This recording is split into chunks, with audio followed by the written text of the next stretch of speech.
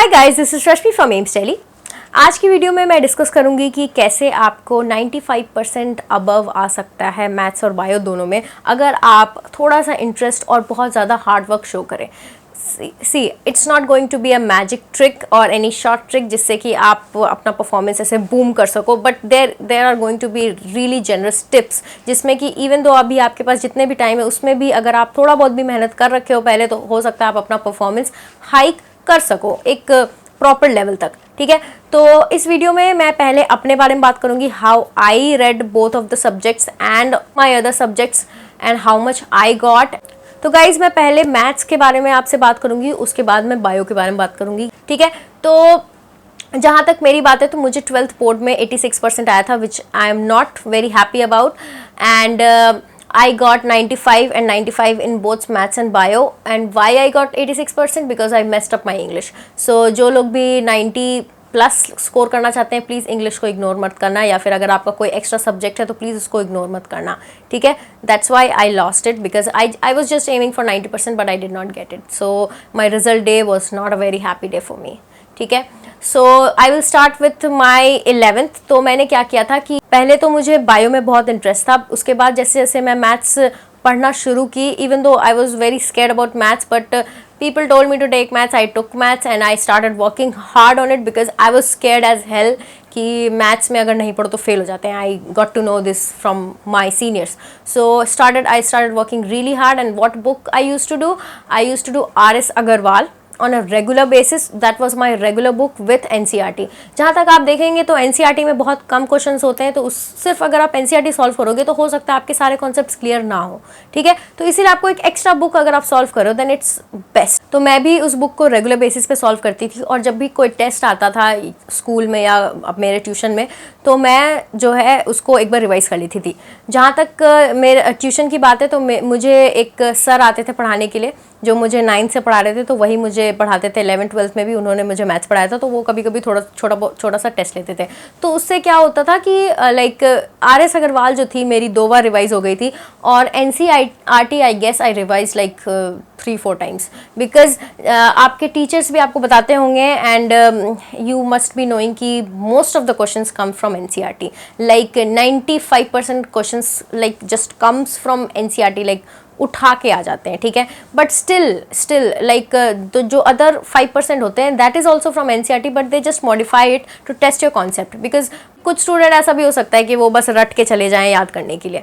ठीक है, तो इसीलिए आपको ये तो पता होगा कि NCERT बहुत इंपॉर्टेंट है, बट इसका मतलब ये नहीं कि आप सारे क्वेश्चंस रट लो। आपको ज़रूरी ये है कि आपको कॉन्सेप्ट भी आने चाहिए।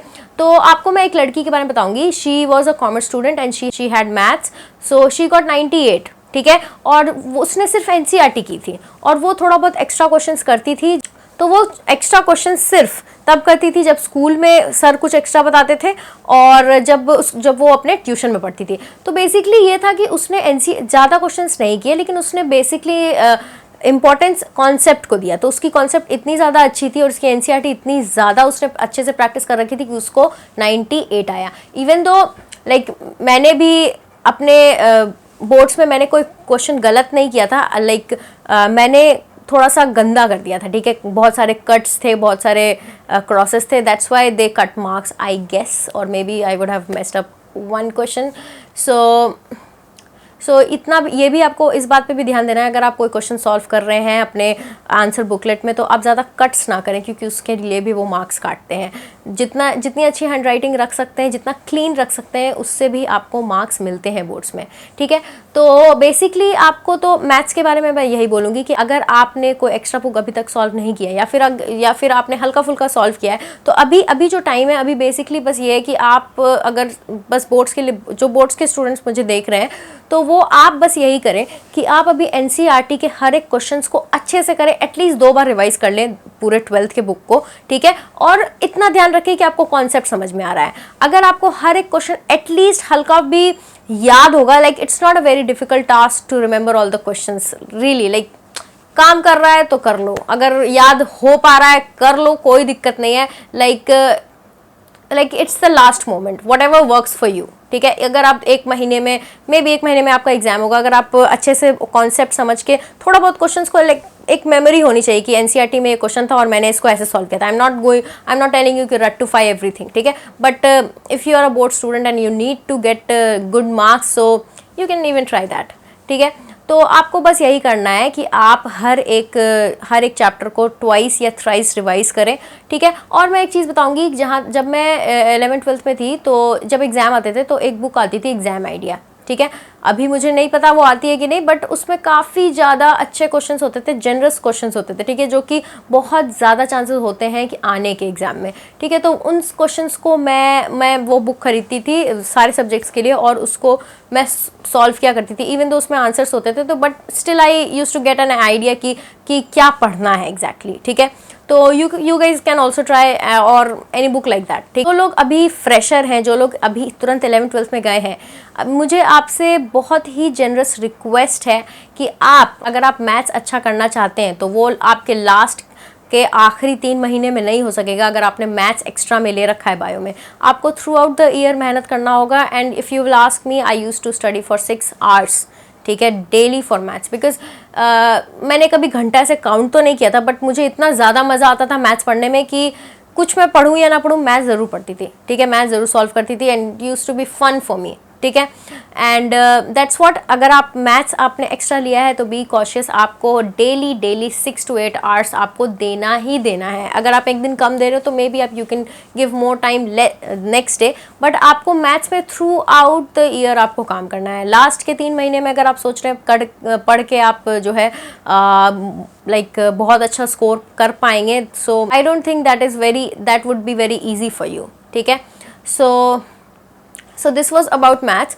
तो बायो के लिए मैं आपको ये बोलना चाहूँगी, बायो में बेसिकली बोर्ड्स में तो आपको भी पता है सिर्फ एनसीईआरटी आती है। जहाँ तक मेरी बात है, मैंने आपको पहले ही बताया कि मैं 11th-12th में ट्रूमैन सॉल्व किया करती थी। बहुत सारे ऐसे चैप्टर्स थे जो मैंने ट्रूमैन से पढ़े थे, not 100% but I would say 80% of the lessons I read from Trueman's for understanding the concept. क्योंकि सिर्फ अगर आप एनसीईआरटी पढ़ रहे हैं and you are a fresher, तो समझने में बहुत प्रॉब्लम होती है। And I did not have any coaching. मेरी स्कूल की मैम थी, वो काफ़ी अच्छा पढ़ाती थी, तो वो पढ़ा लेती थी, तो मैं उनसे समझ लेती थी और ट्रूमैन्स पढ़ती थी। तो थोड़ा सा मुझे एक्स्ट्रा नॉलेज भी जानने का था, क्योंकि मुझे लगता था कि थोड़ी बहुत नीट की भी तैयारी हो जाएगी साथ साथ, तो मैं ट्रूमैन्स इसलिए पढ़ती थी। सो ट्रूमैन्स में बहुत ज़्यादा दे रखा है, ठीक है, बहुत ज़्यादा दे रखा है, तो उतना भी आपको पढ़ने का ज़रूरत नहीं है। जितना आप एनसीईआरटी में जितना कंटेंट है उसको अगर आप समझने के लिए सिर्फ ट्रूमैन्स रेफर करो, दैट इज़ सफिशिएंट, ठीक है। तो आपको बस यही है, अभी जो बोर्ड्स के स्टूडेंट हैं उनके लिए एडवाइस यही है कि अभी आप सिर्फ और सिर्फ एनसीईआरटी पढ़े और थोड़ा बहुत अगर सैम्पल पेपर आप सॉल्व कर सकते हैं कि कैसे क्वेश्चंस आएंगे, दैट वुड बी बेस्ट, ठीक है। अगर आप एग्जाम आइडिया, जो वो बुक मैं आपको बता रही हूँ, वो अगर आप खरीद ले, उसमें से भी काफ़ी क्वेश्चंस जो है मैच कर जाते हैं, ठीक है, तो that would be helpful for you. तो you can take a word from me, अगर आप एनसीईआरटी 100% आपको अच्छे से याद है, ठीक है, और आपको हो सकता है बहुत सारे इंपॉर्टेंट क्वेश्चंस आपके टीचर्स बताए होंगे, उन पे काम करें, ठीक है, तो उससे बाहर और कुछ नहीं आता है, ठीक है। आपको बस ध्यान रखना है कि आपको एनसीईआरटी याद होनी चाहिए, not line to line but important questions, ठीक है। जो भी फ्रेशर्स हैं 11th-12th में अभी गए हैं और अभी आप चाहते हैं कि आपको बहुत अच्छे मार्क्स आएँ without any extra pressure at the end, so I would recommend you कि आप भी एक एक्स्ट्रा बुक रेफ़र करें, नॉट 100%, ठीक है, पूरा पढ़ने की ज़रूरत नहीं, बस हल्का फुल्का रेफ़र करें ताकि आपको एनसीईआरटी समझ में आए, और शुरू से पढ़ते रहें और खुद से क्वेश्चंस बनाएं, जो कि मैं आपको हमेशा ओपन बुक टेस्ट में सिखाती हूँ। तो उससे क्या होगा कि आपकी बोर्ड्स की भी तैयारी हो जाएगी, ठीक है। एनसीईआरटी आपको लाइन टू लाइन याद करनी है, क्योंकि आप एक नीट एस्पिरेंट हैं जो मुझे देख रहे हैं। अगर आप फ्रेशर हैं तो आप तो बहुत अच्छी बात है, आपके पास सफिशिएंट टाइम है कि आप अभी से जैसे मैंने ओपन बुक टेस्ट में जैसे मैं ओपन बुक टेस्ट कराती हूँ, उसी तरह से आप हर चैप्टर को पढ़ें, तो आपके लिए काफ़ी हेल्पफुल रहेगा, ठीक है। और आपके बोर्ड्स के साथ साथ आपकी नीट की भी तैयारी हो जाएगी। और एक और बात बोलना चाहूँगी बायो के लिए फॉर बोर्ड्स, आप क्या कर सकते हैं, अगर आप मान लीजिए ये exam idea types question books आप सॉल्व नहीं करना चाहते, तो आप बस क्या करें, जो आपके स्कूल में जो इंपॉर्टेंट क्वेश्चंस बताते हैं, या फिर आपको ऐसा लगता है कि वो इंपॉर्टेंट हैं, आप उनको एक जगह लिख कर एक नोट्स बना लें, ठीक है, एक बड़ा क्वेश्चंस, क्योंकि बोर्ड्स में लंबे क्वेश्चंस आते हैं, नीट के जैसे लाइक मल्टीपल चॉइस तो नहीं आते हैं ना, तो आप पहले ही अगर बना के रख लेंगे उस टाइप से questions, frame your self a question, ठीक है, जो आपको समझ में आ रहा है कि इंपॉर्टेंट टॉपिक्स है, तो उससे क्या होगा कि आप लास्ट में अगर उसको रेफर कर लेंगे तो आपको इतना आइडिया रहेगा कि आपको जब कोई क्वेश्चन आ रहा है तो उसको आपको कैसे लिखना है, क्योंकि सिर्फ आपको ठीक है, आपको सारा नॉलेज है, आपको पता है उसमें क्या क्या कंटेंट है, but if you don't know how to frame answer then हो सकता है आपको उतने अच्छे मार्क्स ना मिले। ठीक है, तो इसीलिए आई वुड रिकमेंड यू कि आप एक अपना खुद से क्वेश्चन आंसर का नोटबुक बना लें। ठीक है, for both NEET and boards अलग अलग। ठीक है, so that's all for today. I hope this video is useful for you. Thank you so much. Bye.